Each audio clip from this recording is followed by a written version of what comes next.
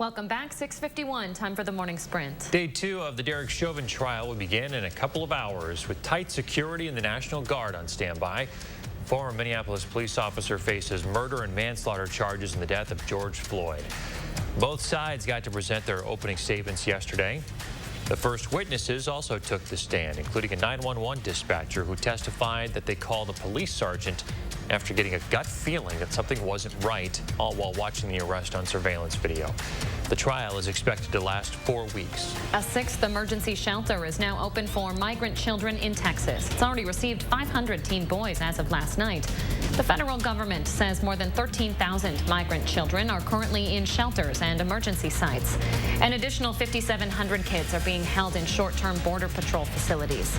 President Biden has stopped short of calling it a crisis. Civil and voting rights groups are accusing Georgia Republicans of targeting black voters with new election restrictions. They filed 2 federal lawsuits challenging the state's new voting law. The law puts new voter ID requirements on absentee ballots and restricts accessibility to drop boxes. Georgia's Republican governor says the new law isn't a matter of voting rights, rather one about election security. President Biden has called it sick and un-American. Our ability to get more people vaccinated more quickly is going to help us continue to keep those numbers low and ultimately a return to normal more quickly. More than 1 million Wisconsinites are now fully vaccinated against COVID-19. More still needs to be done, but health leaders say the milestone is a step in the right direction. It comes less than 4 months since COVID vaccines first arrived in Wisconsin. The CDC says 51 million people, or about 15% of the U.S. population, are fully vaccinated. Senate Minority Leader Mitch McConnell is asking Republicans to roll up their sleeves for a COVID vaccine. He says there's, quote, no good argument not to get the vaccine. Numerous polls have shown that a significant number of GOP voters are skeptical about the vaccine. Nearly half of Republicans polled said they aren't interested in ever getting one. The head of the CDC is pleading with Americans to not let their guards down just yet. COVID cases are climbing in at least half the country. 17 states have erased their mask mandates. President Biden has asked governors to consider reinstating them. Wisconsin's mask mandate, meanwhile, set to expire next week. Governor Evers says he's waiting on the science to determine whether to extend it. There are new concerns this morning over the spread of COVID-19 in Rock County. Health officials there say that they have found the UK variant in the county. The strain was first found in England in November. It's believed to spread more easily and more quickly than the virus's original strain. Dane County reported its first confirmed case of the variant back in February. Starting today, the Summerfest grounds will serve as a temporary vaccine clinic. The guest services building will be open for vaccinations by appointment every Tuesday and Thursday and on some Saturdays. As for the actual Summerfest Music Festival, it is still scheduled to take place this year over 3 weekends in September. Ghislaine Maxwell facing now sex trafficking charges. Federal prosecutors filed the charges against the former Jeffrey Epstein associate yesterday.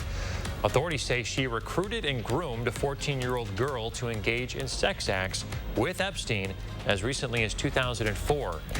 Maxwell is behind bars and has been awaiting trial on other charges, alleging that she helped Epstein sexually abuse underage girls.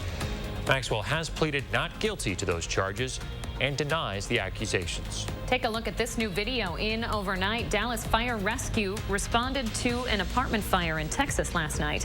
Flames were shooting through the roof when crews got there. Unbelievable. 80 firefighters responded. Nobody was hurt. The cause is still under investigation. Well, the Suez Canal is back open for business this morning. Ships started moving through the canal again last night.